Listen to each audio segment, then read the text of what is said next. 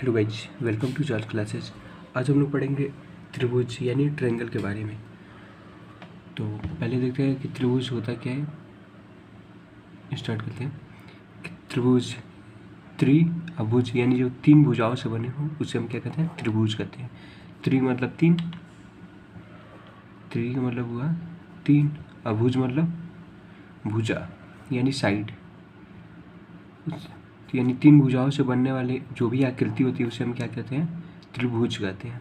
Okay, अब कह रहे हैं तीन भुजाओं से बनने वाली एक बंद आकृति को त्रिभुज कहते हैं। जैसा भी हमने पढ़ा, त्रिभुज यानी नाम ही सब लोग पता कर ले रहे हैं कितनी भुजा होंगी, तीन भुजा होंगी।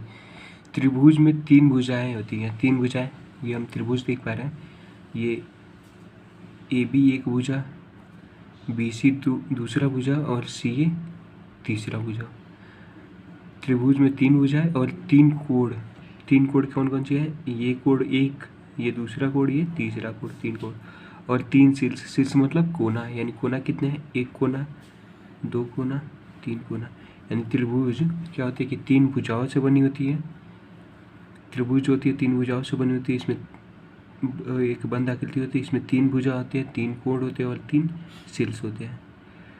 अब कहते हैं त्रिभुज सबसे कम भुजाओं से बनने वाली एक बंद आकृति है। पता है कि अगर हम दो रेखा से कोई बंद आकृति नहीं बना सकते, ऐसे भी करें तो भी नहीं बन पाएगा, ऐसे करें, यानी हमें एक बंद आकृति यानी चारों तरफ से बंद आकृति के लिए कम से कम तीन भुजा चाहिए। तो वो क्या होता है? त्रिभुज होता है। त्रिभुज जो होता है वो सबसे कम भुजाओं से बनने वाली एक बंद आकृति होती है। ये बोला, ये काफ़ी इंपॉर्टेंट है। कह रहा है क्या? त्रिभुज के तीनों आंतरिक कोणों का योग 180 होता है। कह रहा है कि ये जो त्रिभुज है, इस त्रिभुज के आंतरिक कोणों का योग कितना होता है? 180 होता है।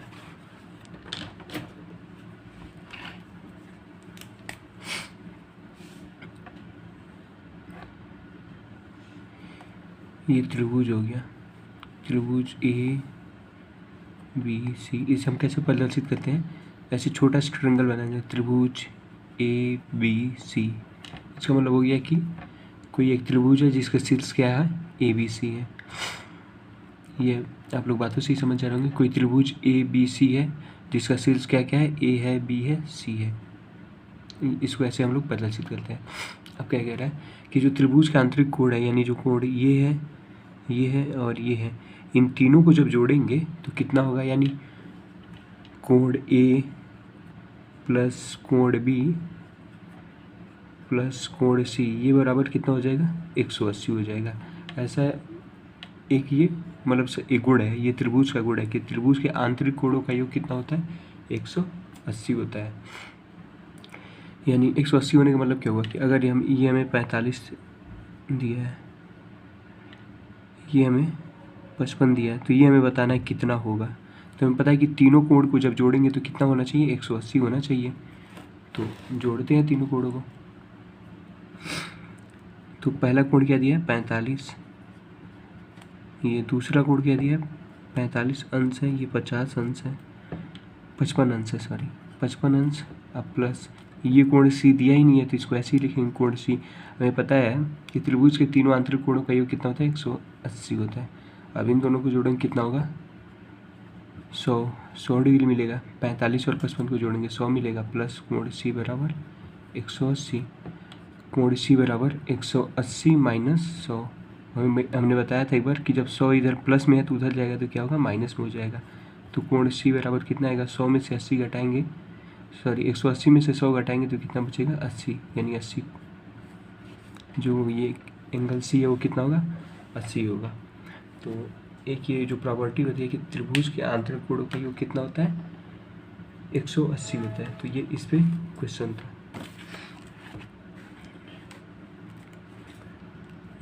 तो ये हो गया, त्रिभुज के तीनों आंतरिक कोणों का योग कितना होता है? 180 होता है। यहाँ तक तो हमने कंफर्म कर लिया। अब यहाँ दो चीज़ पढ़ेंगे हम लोग, क्या? परिमाप और क्षेत्रफल। परिमाप क्या होता है कि जो भी कोई भुजा आकृति होती है, जैसे ये हम लोग के पास ये आकृति होगी, ये त्रिभुज हो गया ए बी सी।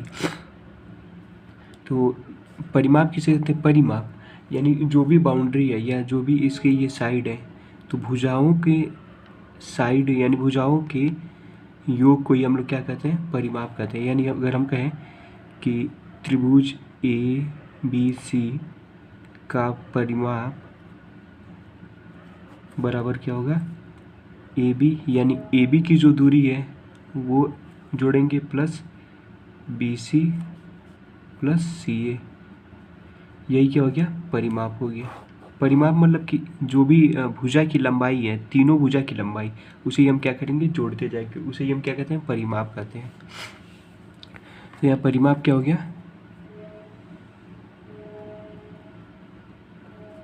भुजाओं की लंबाई, यहाँ पे होगा सभी भुजाओं की, त्रिभुज की सभी भुजाओं की लंबाई का योग परिमाप कहलाता है।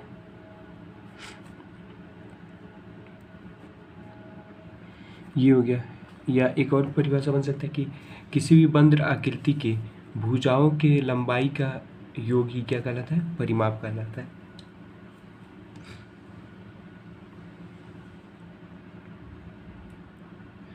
तो परिमाप के मतलब आप समझ गए। परिमाप क्या होता है, ये जो भुजा होती है इन भुजाओं की लंबाई का योग है। जैसे मान लीजिए ये 5 है, ये 6 है, ये 7 है, तो अब परिमाप त्रिभुज ए बी सी का परिमाप क्या होगा,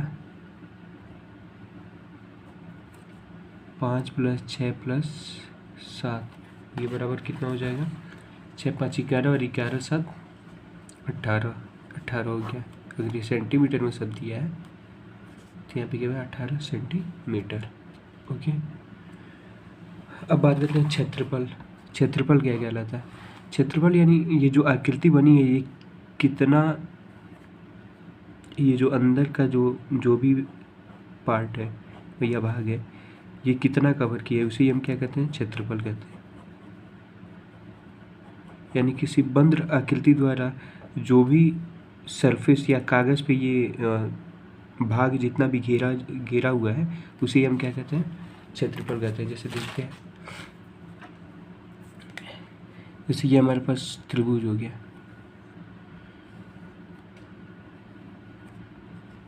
तो इसने क्या किया कि इस बंद आकृति में ये सब भाग क्या है, इसने अपने अंदर किया हुआ है। यानी जो भी भाग इस पेज का या बोर्ड का जो भी भाग इस त्रिभुज के अंदर है, इस त्रिभुज के अंदर है, उसे हम क्या कहते हैं, क्षेत्रफल कहते हैं। क्षेत्रफल कहते हैं, इसे इंग्लिश में एरिया भी कहते हैं। ओके, जैसे मान लीजिए कि अगर हमने एक कॉपी या एक कॉपी को हमने यहाँ पे रख दिया, तो वो कॉपी जैसे हमने ये अपने हाथ को ऐसे रख दिया, तो हाथ कितना एरिया कवर किया है उसे हम क्या कहते हैं, क्षेत्रफल कहते हैं। ये हमने इसको ऐसे ही रख दिया, तो इसके देख रहे हैं कि ये इतना एरिया क्या किया है, कवर किया है, इसे हम क्या कहते हैं, क्षेत्रफल। ऐसे रख दिया तो उसको क्षेत्रफल कहते हैं। और जो भी बाउंड्री होती है, यानी जो साइड की होती है, इसको हम लोग इसके सभी बाउंड्री का योग, किसी भी आकृति के ये किनारे वाली जो लाइन होती है, जैसे मान लीजिए ये वृत्त हो गया, तो ये वृत्त यहाँ से मान लीजिए शुरू हुआ, तो ऐसे जो दूरी गई है इसी को हम लोग क्या कहते हैं, परिमाप कहते हैं। यानी जो बाउंड्री होती है उसी को हम लोग क्या कहते हैं, परिमाप कहते हैं। ओके,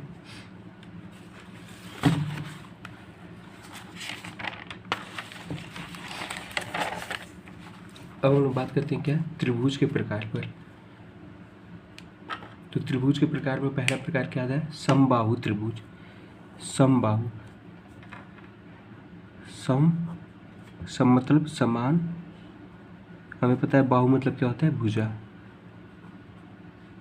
यानी देखिए नाम से ही हमें इसका परिभाषा पता चल जा रहा है। समबाहु त्रिभुज मतलब जिस त्रिभुज की तीनों भुजाएं बराबर, उसे हम समबाहु त्रिभुज, यानी समान भुजा वाले त्रिभुज को, समान भुजा वाले त्रिभुज को हम लोग क्या कहते हैं, त्रिभुज कहते हैं।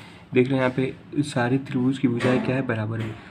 और जब अगर त्रिभुज की सारी भुजाएं बराबर है तो इनके सभी कोण क्या होंगे, 60-60 अंश के होंगे। ओके,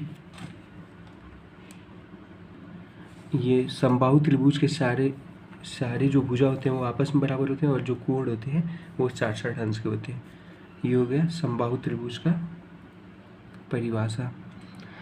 अब ये जो रही क्षेत्रफल की बात, ये समबाहु त्रिभुज का क्षेत्रफल या किसी भी त्रिभुज का क्षेत्रफल, ये हम इस वीडियो के लास्ट में या अगले वीडियो में बताऊंगा, क्योंकि थोड़ा डिटेल में बताना पड़ेगा। ओके, तो अभी बस प्रकार ही जानते हैं। तो त्रिभुज के प्रकार में पहला क्या हो गया, समबाहु त्रिभुज। समबाहु त्रिभुज मतलब समान भुजा वाले आकृति को क्या कहते हैं, समबाहु कहते हैं।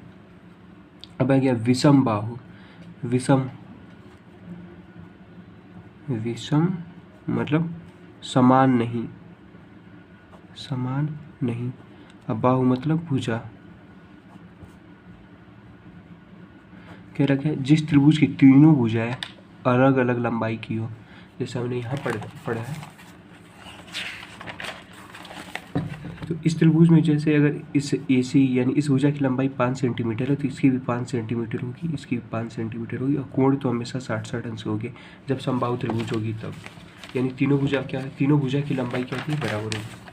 विषम बाहु मतलब समान नहीं, यानी जिस त्रिभुज की तीनों भुजाएं अलग अलग लंबाई की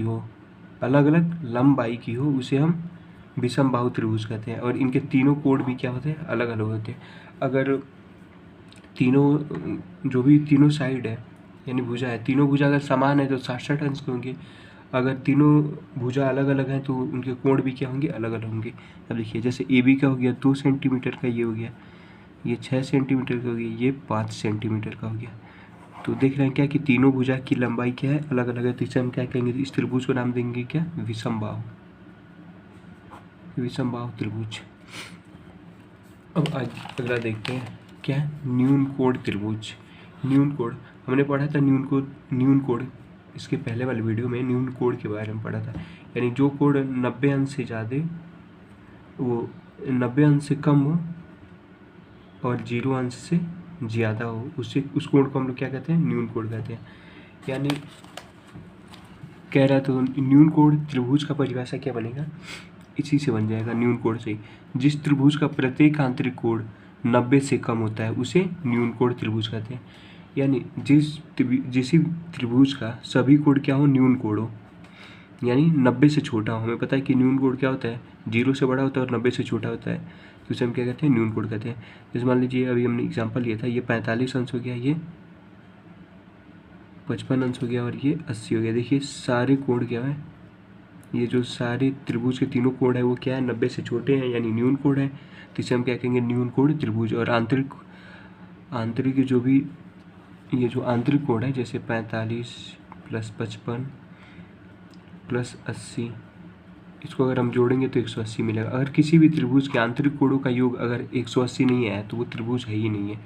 भले अगर ऐसे बन जा रहा है, लेकिन ये तो फिगर खैर हम बना दे रहे हैं, लेकिन अगर त्रिभुज के आंतरिक कोणों का योग 180 नहीं आ रहा है तो वो त्रिभुज मतलब त्रिभुज के कोण क्या है, गलत दिए गए हैं या त्रिभुज है नहीं। तो न्यून कोण समझ गए कि जिस त्रिभुज के सभी कोणों का मान क्या हो, न्यून कोण है, यानी 90 से छोटा हो, उसे हम कहते हैं न्यून कोण। अब आता है समकोण। हमने पढ़ा है समकोण, यहाँ पे आ गया समकोण त्रिभुज। और हमने पढ़ रखा है क्या, समकोण। समकोण क्या होता था कि 90 अंश को ही हम लोग क्या कहते हैं, समकोण कहते हैं। तो यहाँ देखिए इसी से रिलेटेड अब बन जाएगी क्या, समकोण त्रिभुज। यानी जिस त्रिभुज का कोई एक आंतरिक कोण क्या हो, 90 अंश का हो, उसे हम क्या कहते हैं, समकोण कहते हैं। देखिए 90 कोण को हमेशा हम लोग ऐसे प्रदर्शित करते हैं। यानी किसी भी त्रिभुज में, जैसे यही त्रिभुज हो गया, ये हो गया ABC, अगर इसमें ये 90 अंश का हो गया तो इसे हम क्या कहेंगे, समकोण त्रिभुज। और समकोण त्रिभुज की कुछ बातें होती हैं, जैसे अभी ये लास्ट में बताते हैं। समकोण त्रिभुज आप लोग समझ गए। अब आता है अधिक कोण त्रिभुज। अधिक कोण त्रिभुज हमें पता है अधिक कोण क्या होता था, 90 से ज़्यादा हो और 180 से कम हो। अधिक कोण वो क्या होता था, 90 से ज़्यादा और 180 से छोटा, 180 से छोटा होता था। यानी जिस त्रिभुज का कोई एक आंतरिक कोण 90 से अधिक होता है उसे हम अधिक कोण कहते हैं। यहाँ पे देख रहे हैं ये कोण क्या है, 105 अंश का हो गया, यानी 90 से अधिक हो गया, तो इसे हम क्या कहेंगे, अधिक कोण कहेंगे। तो अधिक कोण का मतलब हो गया कि जिस त्रिभुज में अधिक मतलब कि 90 से ज़्यादा अधिक कोण कहते हैं। तो यानी जिस त्रिभुज के कोई भी एक आंतरिक कोण अगर 90 अंश से ज़्यादा हो जा रहा है तो उसे हम क्या कहेंगे, अधिक कोण कहेंगे।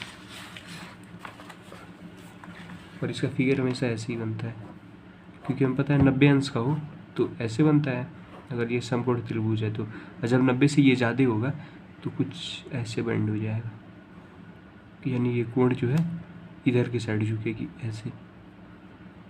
ये क्या हो गया, अधिक कोण हो गया, क्योंकि ये वाली कोण हमें दिख रहा है क्या है, 90 से ज़्यादा है, अधिक कोण।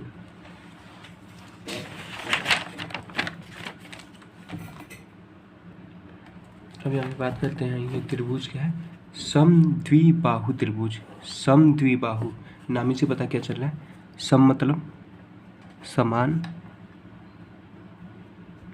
द्वि मतलब दो, बाहु मतलब भुजा, यानी समद्विबाहु त्रिभुज उसे कहेंगे जिस त्रिभुज की दो भुजा क्या हो, समान हो। यानी दो भुजा जब समान होगी तो उसे हम क्या कहेंगे, समद्विबाहु त्रिभुज कहेंगे। देखते हैं ऐसा त्रिभुज जिसकी दो भुजाएं एवं दो कोण, दो भुजाएं एवं दो कोण बराबर होते हैं, वह त्रिभुज समद्विबाहु त्रिभुज कहते हैं। जैसे मान लीजिए ए भी 5 सेंटीमीटर का है और ये भी 5 सेंटीमीटर का है, तो इसके जो इस वाले भुजा के सामने वाला कोण क्या है, ये है, और इस वाले भुजा के सामने वाला कोण ये है। ये दोनों कोण आपस में क्या होंगे, बराबर होंगे। अगर मान लीजिए ये 35 अंश का है तो ये भी क्या होगा, 35 अंश का ही होगा। समद्विबाहु में ये कहता है। ओके, तो आई होप कि आप लोग त्रिभुज और त्रिभुज के प्रकार को अच्छी तरह से समझ लिए होंगे। हमने क्या पढ़ा, एक बार देख लेते हैं। त्रिभुज पढ़ा, त्रिभुज को जाना, फिर त्रिभुज के कितने प्रकार थे वो हमने जाना, क्या था, समबाहु त्रिभुज। समबाहु त्रिभुज यानी त्रिभुज कैसे दिखाते हैं, तो ऐसे ही दिखाते रहा। त्रिभुज को छोटे में ऐसे प्रदर्शित करते हैं। इसमें क्या था कि समान भुजा, तीनों भुजा क्या थी, समान थी, और इसके कोण क्या थे, 60 अंश के थे। इसके बाद आया क्या, विषम बाहु। विषम बाहु में क्या था कि जो भुजा थे समान नहीं थे, भुजा जो थी क्या, समान नहीं थे, और कोण भी क्या अलग अलग थे। उसके बाद आता है क्या, समकोण त्रिभुज। समकोण त्रिभुज में क्या होता था कि कोई एक कोण क्या हो, 90 अंश का हो। उसके बाद आ गया न्यून कोण त्रिभुज, यानी न्यून कोण त्रिभुज। न्यून कोण त्रिभुज में क्या था कि उसके प्रत्येक कोण क्या होंगे, प्रत्येक कोण, ना कि कोई एक, प्रत्येक कोण 90 अंश से छोटा हो, उसे न्यून कोण कहते हैं। फिर एक और इसका प्रकार था अधिक कोण।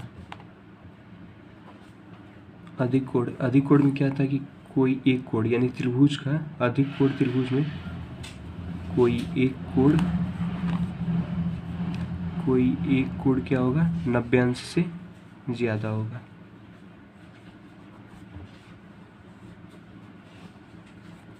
अधिक कोण हो गया। अब फिर आता है बात, ये अभी जो पढ़ा हमने, समद्विबाहु। समद्विबाहु यानी इसके समद्विबाहु में क्या कह रहा है कि दो भुजा क्या होंगी, बराबर होंगी, और दो भुजा के सामने वाले कोण, इसके सामने वाला ये हुआ और इसके सामने वाला ये कोण हुआ, ये भी आपस में क्या होंगे, बराबर होंगे। उसे हम क्या कहते हैं, समद्विबाहु त्रिभुज कहते हैं।